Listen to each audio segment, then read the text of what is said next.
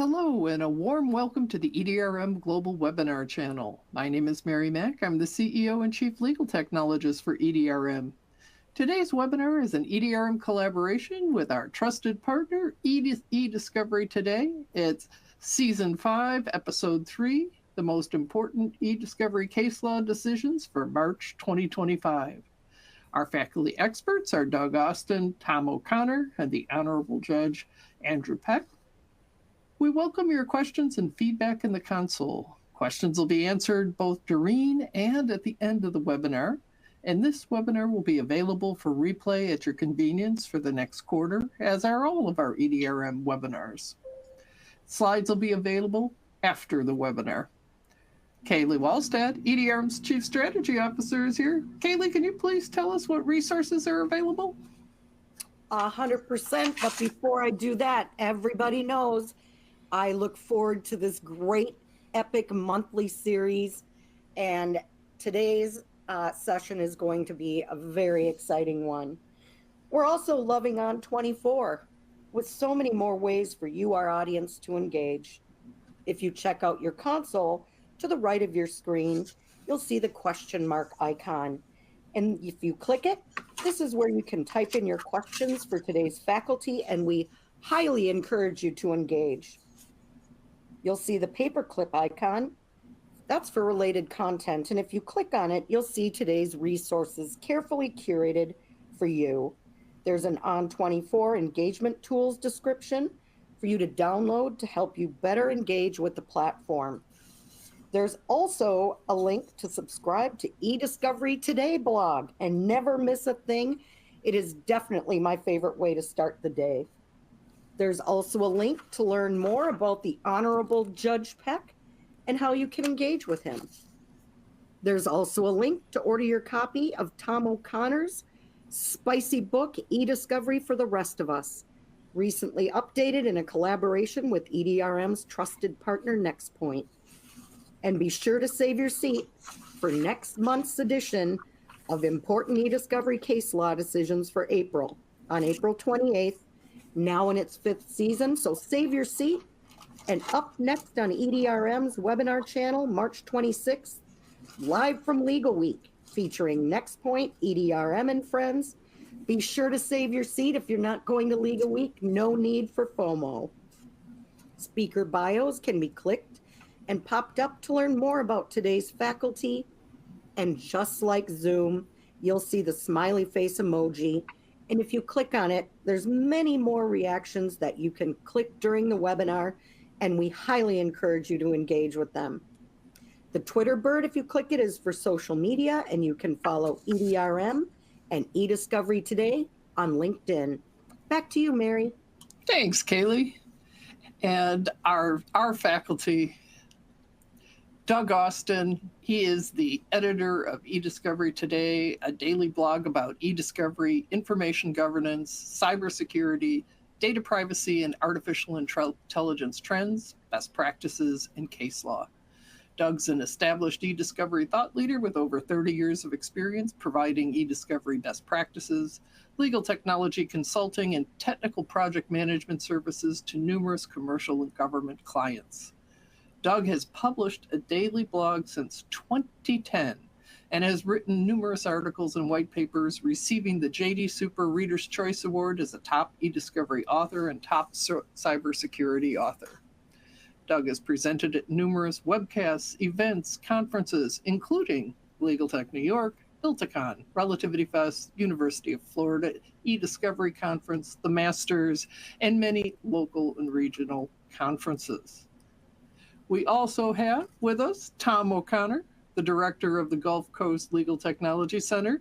Tom is a nationally known consultant, speaker, and writer in the area of computerized litigation support system. Tom's consulting experience is primarily in complex litigation matters where he's worked with firms of all sizes. Last time he was outside a courtroom when he was doing this webinar.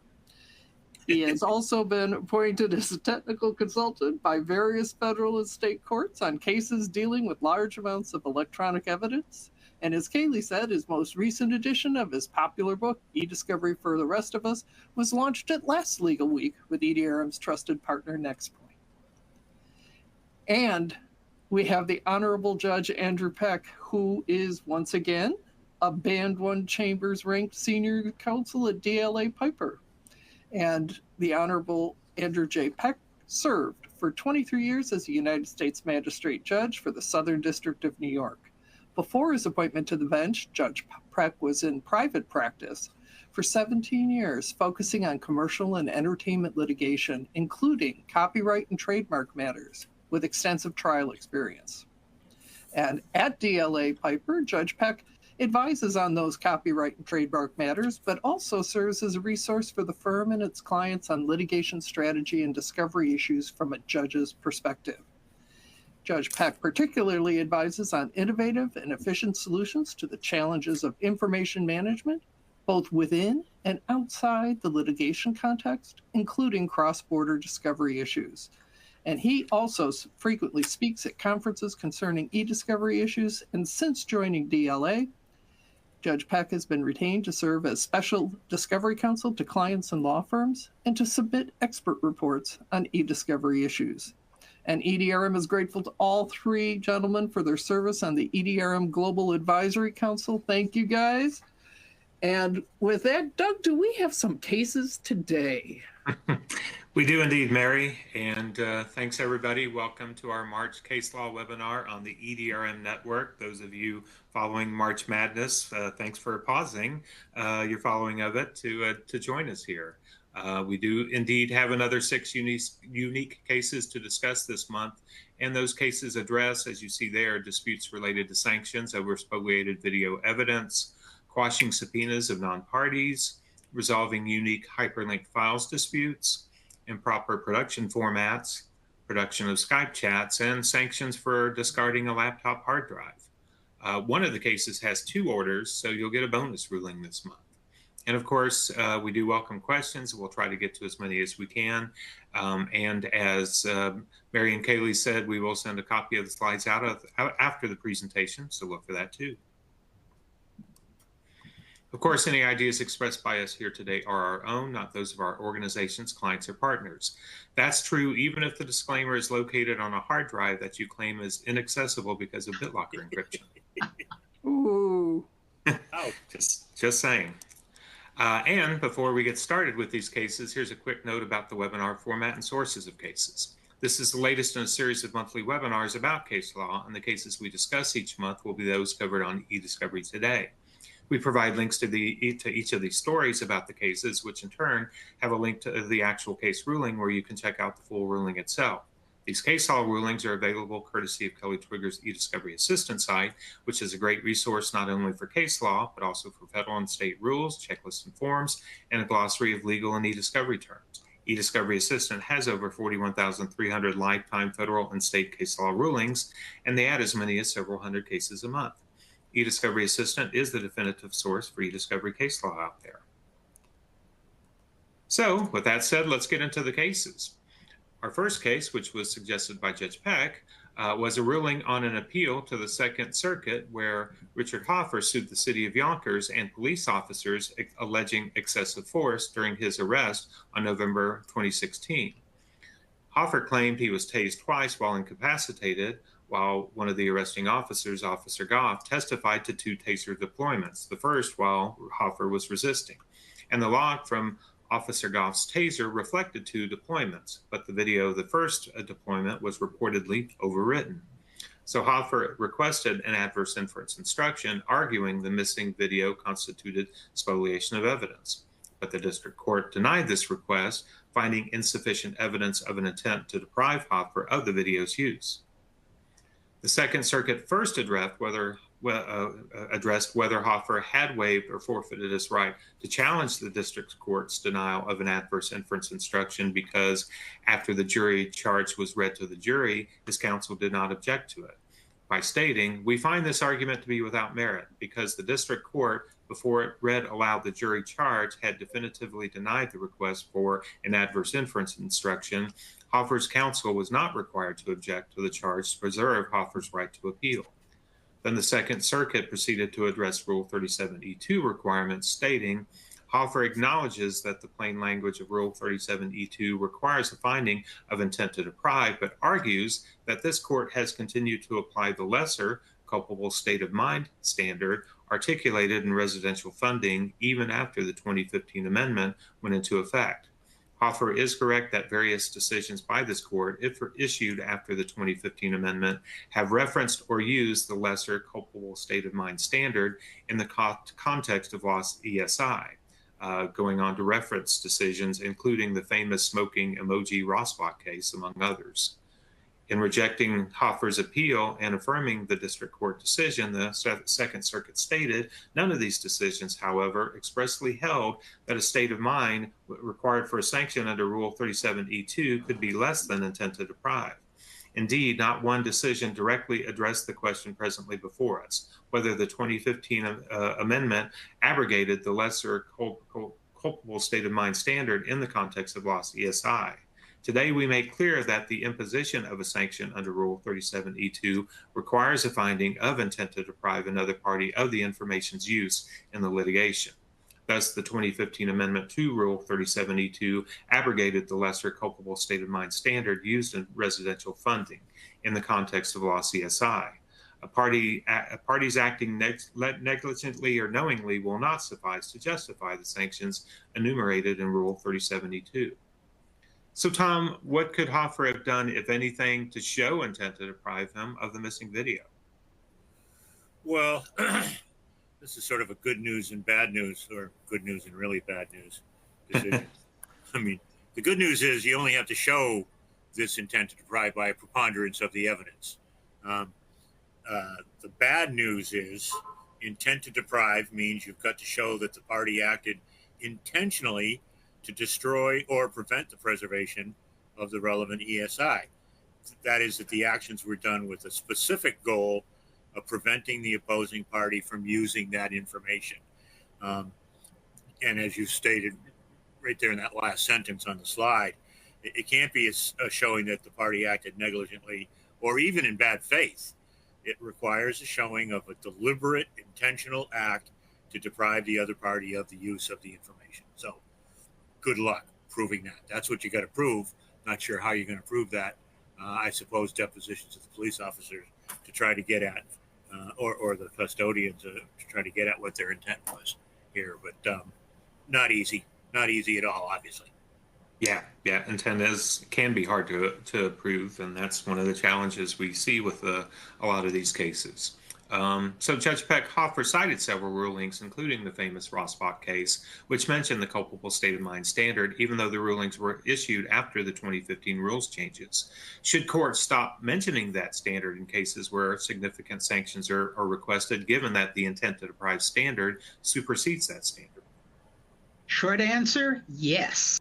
It is similar to, those judges who still put something in their decisions about, the requested discovery is not reasonably calculated to lead to blah, blah, blah. Even judges need to actually read the current state of the rules. Now, culpable state of mind is a sort of omnibus, it's sloppy, but whatever. But yeah, it's clearly, and let's be very clear, this was a 37E2 issue. 37E1 does not have the intent to deprive standard, but for 37E2, must show intent to deprive. Merely being culpable state of mind isn't enough. And this is one of the interesting cases where, when the rule was changed, the advisory committee notes specifically said that the Second Circuit prior standard of residential funding case, is no longer good law.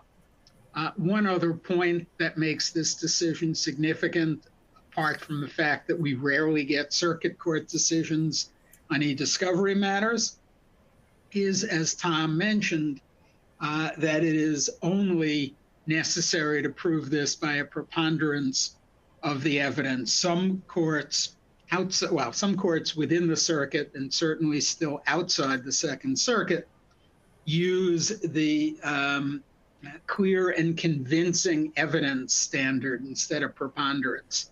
And in the Second Circuit, there's a limit to how high the standard can be. So it's preponderance, but intent to deprive.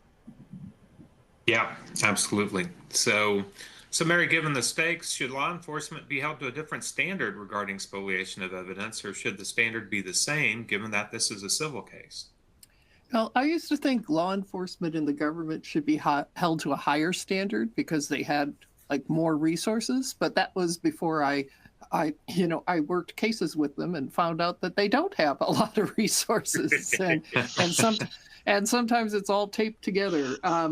But I think here they say that the specific intent required to impose sanctions under 37E2 sets a sufficiently high bar, such a clear and convincing burden of proof that higher level is unnecessary, and that if we put it up any higher, it risks, what they say, the adverse instruction risks subverting the prophylactic and punitive purposes of the adverse inference, quoting a Cronish 1998 case. So, no, I don't. I think the standard should be the same.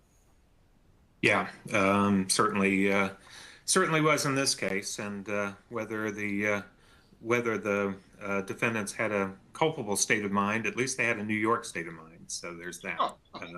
So thank you very much. We see what you did there. Yes, indeed. Moving on, here's the first of our two deja vu all over again cases, where we've covered previous rulings in each case. We've covered actually one per year the last couple of years on this case, where plaintiffs served non-party subpoenas on Pinellas Eye Care and Frank Crum. As defendant Stephen Gill briefly worked for Pinellas Eye Care after leaving plaintiffs, and Frank Crum was apparently the staffing agency that assisted with that placement. Plaintiffs also subpoenaed several individuals who were 1099 workers that helped out Itastic Services, one of the businesses that defendants started after leaving plaintiffs' employment with recruiting. Defendants, of course, moved to quash the subpoenas, stating that they are untimely and extremely overly broad and seek irrelevant information. First, addressing the timing of the non-party subpoenas, Florida Magistrate Judge Kyle Dudak began by stating, defendants first raised a timing objection. The subpoenas each had a response deadline after discovery closed. Regardless of standing, the court declines to quash the subpoenas as untimely. The case management deadlines were suspended to address several discovery disputes. Once those motions are resolved, the court will set a new schedule and reopen discovery. Thus, even if the subpoenas were untimely when served, recent developments have cured that defect. Next, Judge Dudek addressed the defendant's second argument that the subpoenas are overly broad and seek irrelevant information, stating, defendants have shown good cause for a protective order concerning the subpoenas to Pinellas Eye Care and Frank Crum. The subpoenas cast a far wider net. For instance, defendants demand that Pinellas Eye Care provide any physical examination or medical records concerning Stephen Gill, and Frank Crum must produce a complete copy of Stephen Gill's employment file, including internal or external complaints or charges, workers' compensation records, litigation records, or other similar information. The overbreadth is obvious. So he granted the request to quash those non-party subpoenas. Not so much, though, on the other non-party subpoenas, where he said the subpoenas to the individuals stand on different footing. As mentioned, they are recruiters who worked at Itastic Services. Unlike above, these subpoenas are not the shotgun blast variety. Rather, plaintiffs focus on the recruiters' communications with candidates previously employed with Gulf Coast Optometry or candidates for positions to be filled at certain companies. Such documents are obviously relevant. They go to the heart of plaintiff's claim that the Gills opened a competing business and solicited customers and clients in violation of their employment contracts. Defendants also claim that the subpoenas are outrageously overly broad. Yet this assertion is unsupported by facts or analysis of any kind. So he denied the motion to quash those non-party subpoenas. So Judge Peck, do you think a more tailored subpoena for records from Pinellas Eye Care and Frank Crum would have been granted, or was it more that they were unlikely to have ESI relevant to the dispute? There is no indication from reading the decision that they would have had any relevant discoverable information. But, there's also judges are just like juries. And when you see something that is so clearly overbroad in a non-party subpoena, then it's, very easy for the court to say subpoena is out. It's not the court's job to, slice and dice it to see if it could find something narrower that would be appropriate. It's like a, sanctions or other motion. If you ask for too much, you may get nothing. If you ask for something reasonable, you might actually get it, or a lesser included version of it, but not one that immediately jumps out to the court as being overbroad. One other interesting point, there are lots of cases out there that a party doesn't have standing to object to a non-party subpoena, that it's the non-parties who should be making the motion. The court didn't discuss that at all here. Defendants did use the sort of appropriate workaround. They didn't move to quash as such. They moved for a protective order because the non-party subpoenas were overbroad. Yeah, very interesting, and definitely it's a pattern we are seeing in non-party subpoena cases, and certainly I would imagine we'll continue to see more cases involving non-party subpoenas, especially considering how diverse and spread out data is these days with hyperlinked files, which we'll get to momentarily. So Mary, what advice do you have for our audience regarding how to tailor non-party subpoenas to the needs of the case? Well, certainly you have to address that overbreadth, obvious overbreadth issue. And one way to do that is, of course, with a time frame, so that it's not somebody's entire email box. And then also to and from certain people or certain classes of people, and then bolster the request with some of the whys that they are important to the case. Don't just assume that it's obvious. And I won't go on because I think that's Tom's. Fair enough. So, Tom, do you think if the defendants had provided specific facts regarding their claim that the subpoenas to the second group of non-parties were outrageously overly broad, would they have been able to get them quashed too? Or do you think the importance of the non-parties made it a foregone conclusion that those subpoenas would be upheld? Well, I don't think it's a foregone conclusion. I think the judge said at one point in the ruling, the rules of civil procedure strongly favor complete discovery, and the subpoenas here cover topics that align with the plaintiff's claims. He said at some point that it's the conceivably helpful category. So I don't think that makes it a slam dunk, but you got to say something other than the quasi boilerplate. It's just outrageously overly broad. It goes back to the old few good men. We always talk about that line. I object. No, I strenuously object. I mean, the judge said point blank, this assertion is unsupported by facts or analysis of any kind. So you got to say something to at least hang your hat on. You can't just make the blanket statement. It's just outrageously overly broad. I am astonished, quite frankly, how many times I see that wording used. I'm involved with a matter down here right now where the exact same pattern. That was the assertion, and we're just dealing with that, in front of a magistrate judge down here. It's used all the time. I'm aghast. Right. Yeah. Used all the time without a lot to back it up. So with nothing. I mean, that's here. No facts or analysis of any kind. That's right. That's kind of you're just inviting the judge to say go away. Yeah. Absolutely. And we see it again and again in the cases we cover too. So thanks, Tom, and we'll move on to our next case. Which is our second deja vu all over again case. It's the In Re Uber Text case, which addressed production of hyperlinked files and was one of our cases of the year last year. Well, guess what? 10 months later, they're still wrestling without a handle on discovery of hyperlink files. As California Magistrate Judge Lisa Cisneros noted, in this litigation, it has been established that it is technologically feasible for Uber to produce contemporaneous versions of Google Drive files, Google Docs, Sheets, etc., stored in the normal Google Drive cloud storage system when linked in an email, but it is not technologically feasible for Uber to automate the production of contemporaneous versions when Gmail messages and hyperlinked Google Drive files have been transitioned to the Google Vault storage system. At least for Google Drive hyperlinked email attachments, the ESI protocol requires Uber to provide metadata linking the hyperlinked document to the email where it is referenced. The lesson from the court's prior order, which bears on the current dispute, is that while attachments are broadly defined to include hyperlinks, the production of all hyperlinked documents is not required in light of the pervasive technical challenges. So the issues the parties were continuing to wrestle with here were hyperlinks to non-Google Drive documents, where for hyperlinks that plaintiffs believed are particularly relevant, Judge Cisneros ordered Uber to identify documents by Bates number requested by plaintiffs if already produced, or produce it if not already produced and not privileged or protected from disclosure. With regards to hyperlinks within non-Google email documents, Judge Cisneros stated, if it has not already done so, Uber shall produce documents hyperlinked in Google chat messages and related metadata to the extent feasible.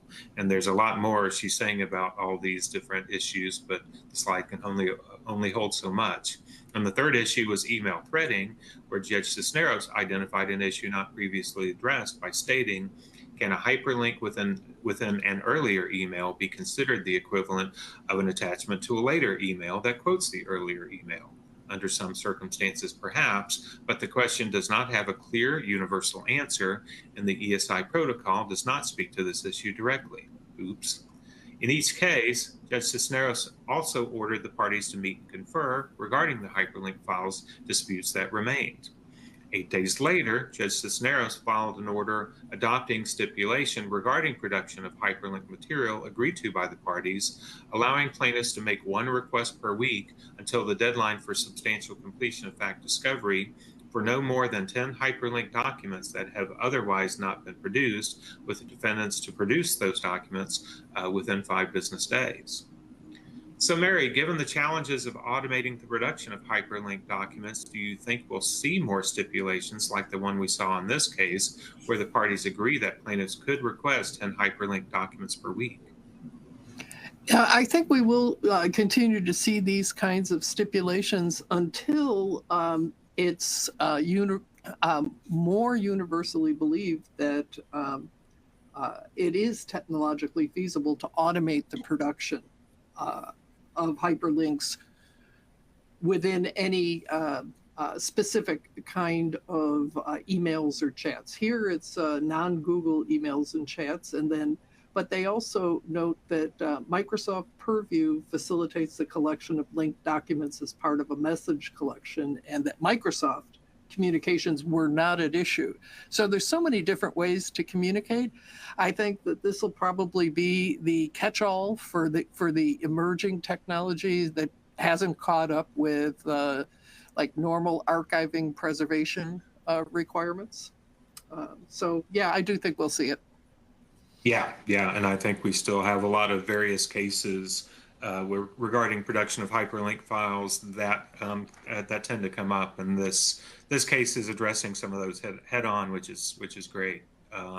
So Tom, you obviously reached out to me about this case after I covered it, and you did some information gathering about the technological feasibility to automate the production of contemporaneous versions of hyperlink files within Gmail messages that have transitioned to the Google Vault storage system. So having done so, do you agree that it's not technologically feasible?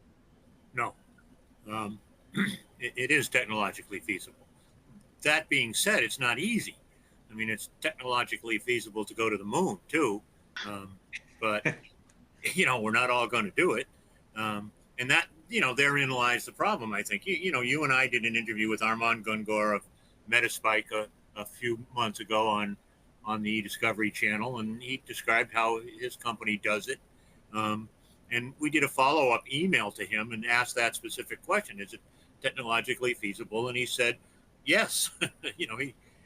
But when we were talking to him, he said, that's not to say that it's easy to do. It's difficult to do. I've come across 2 other companies that can do it. One of them didn't want their name used because they've done it for only one client in a specific matter, and they've got some confidentiality issues.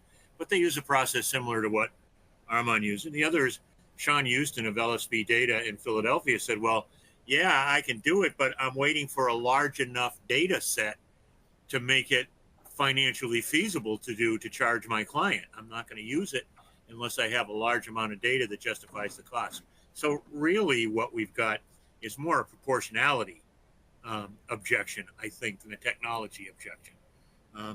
But the further problem is one, Judge Xavier Rodriguez mentioned this a couple of weeks ago in an interview he did. I think is he speaking with you on that panel next week, Judge? No. Okay. He and I are on different panels during the week. Okay, so he is going to be in New York, and Yes. I think he was kind of teeing up speaking about this, so I wouldn't be surprised if he'll address it. There was also another pre-show interview with Vanessa Barsante, who's the eDiscovery team leader and partner at Kirkland & Ellis, who won this year's Monica Bay Women of Legal Tech Award. And she said, this is her quote, there's a natural lag in e-discovering regarding this technology, given that the litigations are generally backwards looking, often by years. So you're looking at data that existed, as Mary said, in one form that may be a year and a half, even 2 years old. Was it technologically feasible then? But you're making arguments now. The technology is changing so fast. Monty Ahalt, the retired judge up in Montgomery County, Maryland, who was an early pioneer in all of this technology, had a great quote years ago where he said, we're the only profession that works by looking in the rear view mirror. We don't look progressively. We're looking for precedents, and that's difficult when we're talking about this issue. So is it technologically feasible? Yeah. Is it proportionality wise feasible? Really depends on the case, and probably a much better argument to make.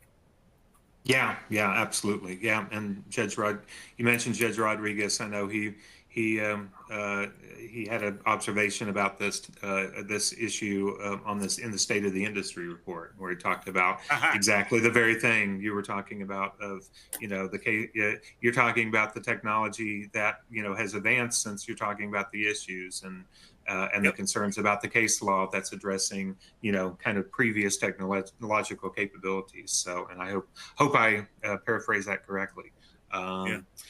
So, Judge Peck, a lot of discussion has been devoted to this case, and the parties are still identifying various issues to address regarding the challenges of dealing with hyperlinked files. So, what, if anything, could the judge do to flesh these scenarios out sooner so that they can be addressed up front? To a certain extent, it is not the judge's job to do that. It is the party's job to put the issues and the facts before the court, and then avoid the dispute by perhaps getting guidance up front. But, be careful what you wish for. If you say you want judges to deal with this in advance, the parties are having enough problems in these cases dealing with it when they're actually in the weeds. You get Judge Rodriguez, and he may very effectively deal with it early in the case, although, perhaps not if the parties don't raise it. But you also got to worry about the judges who, barely do their own email and have their secretary run their email. So, Judge Peck, you're on a smack the judges roll today, aren't you? Who, me? Would I do that? Well, better you than us. That's all I got to say. There is a certain freedom having retired from the bench. Yes. Absolutely. And certainly, I think there are I'll say this: Judge Cisneros has really, I think, done a good job in kind of in working with the parties to tackle these issues, and not just kind of having a blanket. Are there, it's not proportional, and leaving it at that. So, kudos to her. It is interesting here that yes, it was a party agreement, but there's no more than 10 hyperlinked documents a month or a week. Is somewhat reminiscent of what Judge Parker did in Noom, the first of the hyperlink cases, a decision that has been adopted by some and criticized by others. Yeah, absolutely. Yeah, sometimes that seems to be the best fallback. A couple of questions from the audience here, and I'll kind of combine them since they're kind of related. Do the federal rules speak to hyperlinks? And if not, do you think they will soon? And then are there any states dealing with the issue of hyperlinks separately from the feds? Open that up to you all. As the federal rules guy here, let me say the easy answer is, will the federal rules deal with hyperlinks soon? No. Any rule change takes basically 5 years from somebody thinking of the rule to it finally being approved. Secondly, the federal rules try not to focus on particular technology.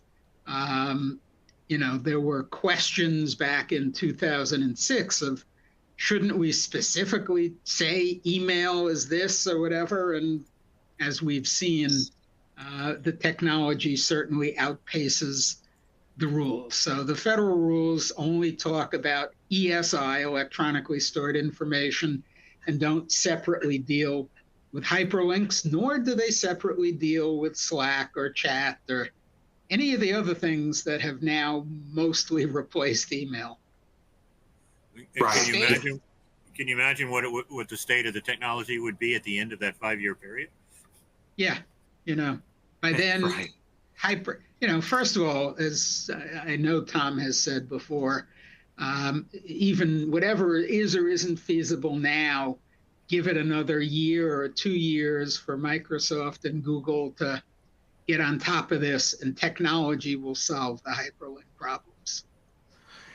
Well, at least it will for those main platforms, but then you start getting into Slack and all those others, then it's a whole another can of worms. But we spent enough time on this case. Now you know why we don't cover these cases at the end anymore, because we run out of time to talk about them. So I'm sorry, Tom. Could I just quickly say that the second part of that was state rules? I don't know that there are any state-specific rules. There have been some state decisions, and I'd be happy to talk to that person about that offline. So it's not to tie us up. Okay, great. Thanks, Tom. But we'll move on to the next case because we still have 3 to cover. This next case was covered a whopping 4 times by Michael Berman on the EDRM blog, which means he either liked it a whole lot, or what I think is more likely the case, it involves several discovery disputes, each of which he covered in his 4 different posts. And some of those we're discussing here. In the first dispute, the defendants argued that the plaintiff produced documents in an improper fashion, such as PDF files that are hundreds of pages long, in which documents are randomly thrown together with no organization, and that documents were not produced in a useful form, such as lacking metadata, dates, and sender and recipient information. Defendants stated that this was a pervasive problem in plaintiff's document production and provided some examples of the problems they saw, including a 10-page PDF file that was a collection of random documents thrown together, the last 2 of which referenced attachments that were missing. They also provided examples of 2 emails where the text was cut off on the right-hand side, and the dates of the emails were missing as examples of improperly produced documents. Plaintiff denied defendants' contention and said that plaintiff's counsel followed their usual practice, which is to produce documents in text searchable PDF format. Alrighty then. California Magistrate Judge Thomas Hickson stated The remedy defendants seek is for the court to basically order plaintiff to redo her document production, including collecting and imaging her devices and accounts. The court would like to see a demonstration that the problems defendants have identified are pervasive, and the issue is not just a couple of unfortunate examples. So we ordered defendants to file 200 to 300 pages of plaintiff's produced documents in the form produced by plaintiff. Well, guess what? Plaintiff stated that there were problems with defendant's production too, including not corresponding to her RFPs and producing PDF files that contain multiple unrelated documents, which defendants denied. So Judge Hickson stated, plaintiff does not provide any examples of the problems she says exist. So he ordered plaintiff to file 200 to 300 pages of defendants' produced documents in the form produced by defendants to look at those too. Judge Hickson also denied defendant's motion on whether plaintiff's responses to the request for admission 17 and 18, which sought to get plaintiff to admit that she contemplated and anticipated litigation as of December 12, 2022, were evasive with improper hedges and caveats. And he also ordered plaintiffs to submit 17 documents on plaintiff's privilege log, which defendant contended included non-lawyer third parties identified as plaintiff's daughter, to the court for in-camera review. Lots of documents to review there. So Tom, plaintiff's counsel's response to the form of production contentions from defendants was to mention nothing about metadata, but to say they followed their usual practice, which is to produce documents in text searchable PDF format. Is a production in text searchable PDF format sufficient in this day and age? Well, I'll use our classic answer to that. It depends. You know, the first issue is, of course, if the parties agree to it, then it's, you know, the parties can agree to any format. The second, of course, is that the rules state that you have to produce something as they're saved in the ordinary course of business, or if you're going to produce something else, then make sure that it's reasonably searchable, reasonably usable, which is interpreted to be searchable. Now, they seem to have, they allege here that it was in the ordinary course of business. So that's what I would focus in on if I were looking at this. Did they really save them as PDFs with searchable text? Is that the usual course of business for saving these documents, or was there something else going on here? And so that all is dancing around the issue of metadata. You would suspect that documents that are saved are probably saving metadata without even knowing it. But I want to look at exactly what it is that they're saving in the ordinary course of business is. Sure. Yeah. And the obviously, we would assume there would be a follow-up ruling after Judge Hickson looks at all these documents to, to indicate what he found and what he didn't find and so forth. But certainly if it was in the normal course of business, that's unusual for people to be normally putting their emails into PDF form regularly and then not have metadata to go with it. So guess we'll see what happens. Sounds more like it was the lawyer's regular course of doing things, which means he should read Tom's book and do it right in the future. Right. Exactly. Yes. That's what I was thinking. Speaking of reviewing a lot of documents, Judge Peck, Judge Hickson ordered both parties to produce 200 to 300 pages of form of production issue examples, and also ordered plaintiff to submit 17 documents on plaintiff's privilege log for in-camera review. Would you have ruled differently to not have to review as many documents in camera? I mean, the 17 privilege documents is a perfectly reasonable number for a court to review. I don't have any problem with that. The 200 to 300 pages from each side might be a little excessive. Maybe 100, 150 pages would have made more sense. But fortunately, the court, unlike privilege, the court isn't going to be looking at these very much for substance. It's more a question of, are these, single documents, or is it, a lot of stuff merged together improperly, et cetera, et cetera. So I think that would be a pretty quick review. But, I will note that we've seen lots of cases over the last 2 years where in resolving privilege disputes, the judges have said, no, thank you very much, counsel. I don't want to review these documents in camera. Go away. Right. Yeah, for sure. So it's interesting that we see some judges who do and some judges who don't. So very interesting that Judge Hickson, who we've covered many of his cases, did in this case. So Mary, in that last bullet point, the request for admission to get plaintiff to admit she contemplated or anticipated litigation as of December 2022 were presumably designed to set up a spoliation sanction claim. Should contacting a lawyer automatically be considered anticipation of litigation? Otherwise, couldn't any party say what she did about contacting a lawyer and claim she wasn't considering litigation yet?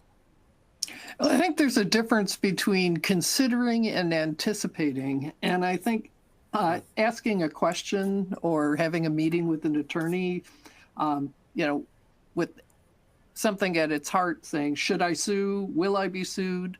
That shouldn't be the trigger. The trigger should be when you actually, do decide to sue, or you anticipate that someone else is going to sue you. That's my assessment of that one. Yeah, certainly interesting. The indicator there that the judge decided that they couldn't necessarily say anticipation of litigation had occurred yet. So we'll move on to our next case, which involves discovery of chats on Skype, which Microsoft is retiring in a couple of months, which means we'll only have to deal with discovery of Skype chats for another 20 years or so. The plaintiffs here have subpoenaed Microsoft for Skype chats belonging to David Flynn, who provided a declaration and related litigation consenting to the production of his chats with specific individuals. Flynn also subsequently submitted Microsoft's standard consent verification form, initially with limitations on consent and then without those limitations. The court's prior order compelling production was based on the understanding that Flynn had successfully completed Microsoft's consent form without alterations, thus resolving any Electronic Communications Privacy Act concerns. Microsoft filed a motion for reconsideration, arguing that, unbeknownst to the court, Flynn's second consent form failed respondents' verification process because the information provided in the verification form was incomplete or did not match the registration data in the account. Microsoft contended that without verified consent, disclosure would violate ECPA. Washington District Judge Tana Lynn began her order by stating, motions for reconsideration are disfavored. Such motions must be denied absent a showing of manifest error in the prior ruling or new facts or legal authority which could not have been brought to the court's attention earlier with reasonable diligence. Motions for reconsideration should be granted only in highly unusual circumstances. Not a good sign for Microsoft. Continuing, she said, petitioners rightly emphasize that Flynn's first verification form was provided to respondent on October 11, 2024, 2 weeks before respondent's response to petitioner's motion was due, yet respondent did not verify the information in a timely manner. Instead, respondent flagged just one problem with the form without reviewing the form to see if there were any other problems. Then upon receiving Flynn's second form, respondent was somehow unable to verify the contents of the form, which essentially contains just 5 pieces of information until around November 21, 2024, when its counsel notified petitioners of Flynn's failed process. This course of behavior suggests that respondent was not diligent in processing Flynn's verification form and notifying petitioners of any issues, thus resulting in the court's order based on outdated information and the instant motion. On this ground alone, the motion could be denied as based on evidence that could reasonably have been raised earlier in the litigation. While she also said the court commends respondent's commitment to the privacy of its account holders and to compliance with ECPA, she added, as the Akbadova court observed, and as petitioners note here, nothing in eCPA requires consent to be communicated in respondent's preferred manner, nor does anything in eCPA require consent to be unlimited in its scope. The court concludes that eCPA's lawful consent exception applies. So Judge Peck, another thing that Judge Lynn stated was the court does not purport to create a rule or standard here regarding proving lawful consent under eCPA.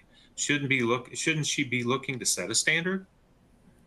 No, it's up to the judge to decide the case in front of him, or in this case, her, and not to decide everything for all purposes, etc.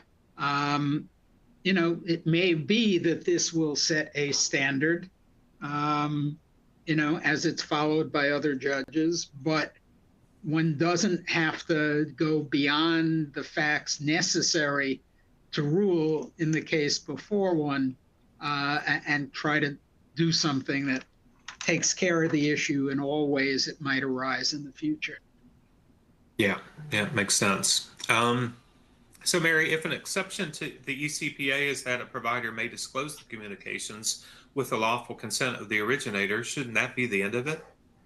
Well, you would think so, but they probably get a lot of requests, and they're looking, just like with those hyperlinked documents, they're looking for an automated process.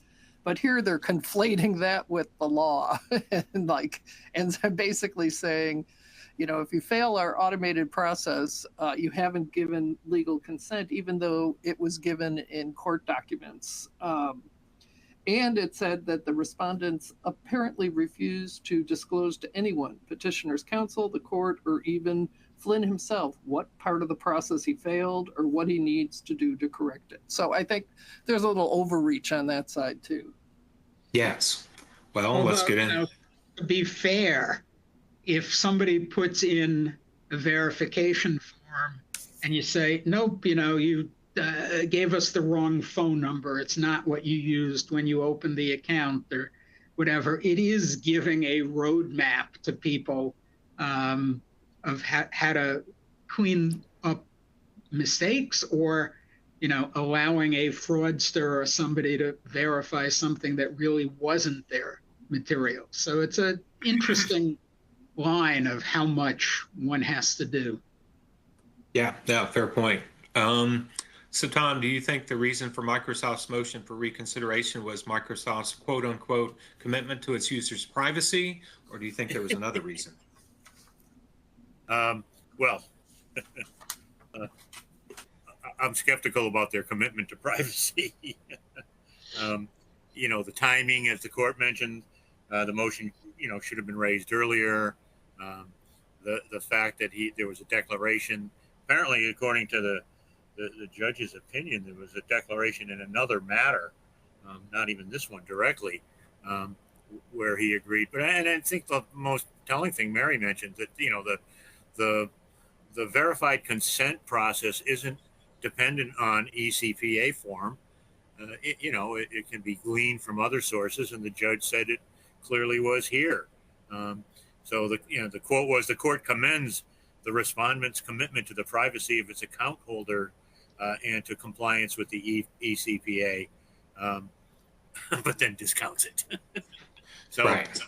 I don't know. Then you have to say, well, and is there something in those Skype chats that they think is going to hurt them? But that's pure conjecture on my part. Sure. I don't know. There's nothing. That would be just guesswork. So I can't say. Yeah. Fair enough.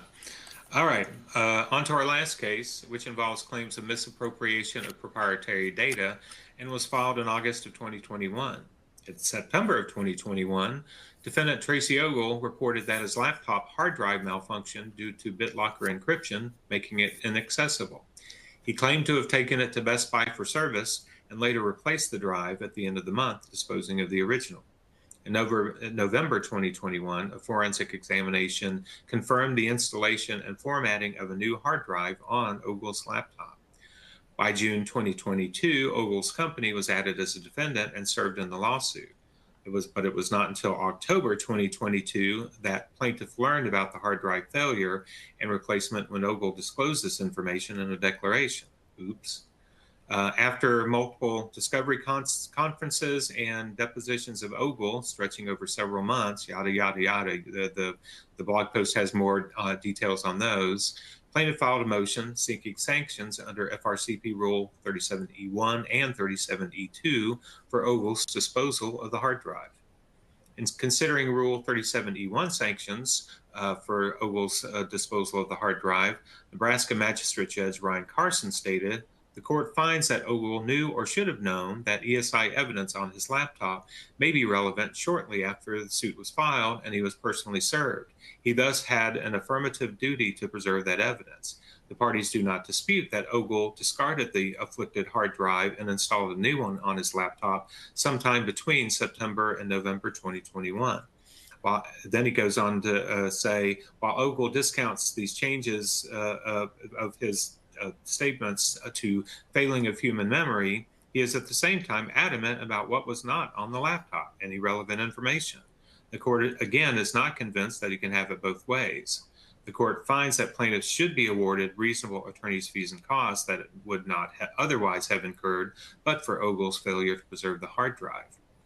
Not so much regarding Rule 37E2 sanctions, however, where Judge Carson stated, other than Ogle's poor recollection, there is no other evidence supporting the plaintiff's claim of bad faith. The evidence is insufficient to show that Ogle intentionally destroyed the hard drive for the sole purpose of interfering with the litigation. In this case, although the court finds that plaintiff suffered some prejudice because of the spoliation of evidence and the uncertainty that now exists, it does not find that Ogle acted in bad faith and thus concludes that an adverse jury instruction is improper. So, Mary, this was another recent case where the requesting party sought both 37E1 sanctions as well as 37E2 sanctions. So while that provided a fallback for the plaintiff, do you think seeking both might cause courts to grant the lesser sanctions because they're easier to justify? Well, certainly there is that fallback, and the E2, the 37E2 sanctions are just so hard to get, so hard to demonstrate that specific intent, that at least they get something from it, and they also get in front of the court, and the court has to decide, how is it bad faith, is it specific intent? It sort of dirties them up a little bit to do both. But I think to just hang your hat on the adverse inference motion these days, I mean, that's a lot of money, a lot of time, and a high risk of no return. Yeah, it's definitely a roll of the dice for sure. And certainly I think we've seen some cases where parties at least have been able to get some sanctions and some pretty significant sanctions through 37E1. So that's maybe one of the best practices we're learning from some of these cases is, sometimes you swing for the fences, but you also try to hit a solid single too. So for sure. So, Tom, what do you think about the fact that Ogle claims of failing of human memory about how the data was preserved, but was adamant that there was no relevant information on the laptop? Maybe he forgot that he said there was no relevant information on the laptop. Well, if he's got bad memory, maybe that's fair. Yeah, maybe he forgot that too. You never know, right? The court said it. I mean, I agree with the court. The court was not convinced that he can have it both ways. So, yeah, I mean, it's one or the other. You either, you get bad memory, or there was, if you don't have bad memory, there was no relevant information on the laptop. But somebody who's going to, I think, have an awkward time in front of the judge at the next oral arguments. Yeah, you would think so. So, Judge Peck, given the timing of replacing the hard drive and Ogle's inability to remember any details, do you agree with Judge Carson's decision not to issue an adverse inference sanction? I do. The conduct of the party is relevant in making this sort of decision, and Ogle was, according to the court's decision, helpful, albeit forgetful, but helpful in trying to mitigate whatever the harm would have been here, et cetera. Had he been uncooperative, evasive, intentionally, as opposed to just, having poor memory, the court might well have found circumstantial evidence of the intent to deprive. But in addition, while it's hard to prove that what has been destroyed would have helped you, there is still a need for the movement to show that the likely reason that Ogle destroyed it is because there would have been bad stuff for him on it. And there was no such showing here. Right. Yeah. Yeah. I mean, absolutely.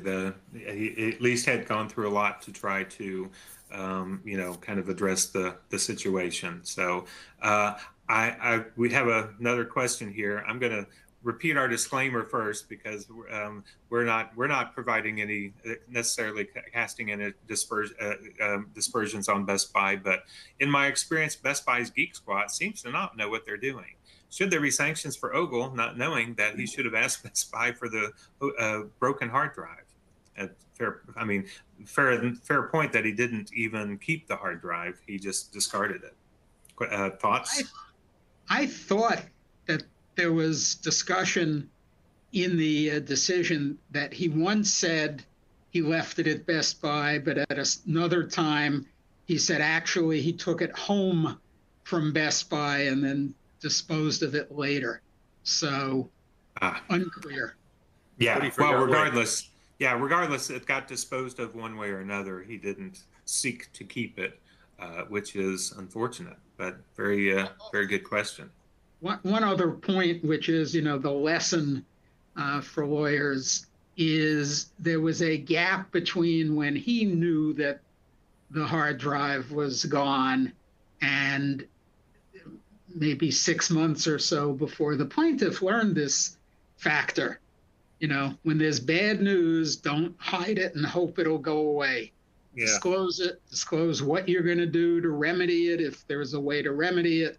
But, it's the old Watergate, the cover-up is worse than the crime.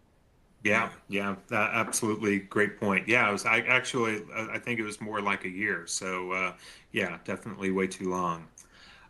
So now for the contacts page, and we have a date for our next webinar, which is not just another Manic Monday. It's on April 28th as a picture of the Bengals. I was going to say, I was hoping you weren't suggesting that we dress like that. No, well, I forgot just how big the 1980s big hair was on them. Big hair. But it was definitely the big hair era. Yes, Monday, April 28th, a Manic Monday will be our next case law webinar. And with that, I will say thanks to Mary, Tom, and Judge Peck for their terrific insights as always. And I'll turn it back over to you, Mary.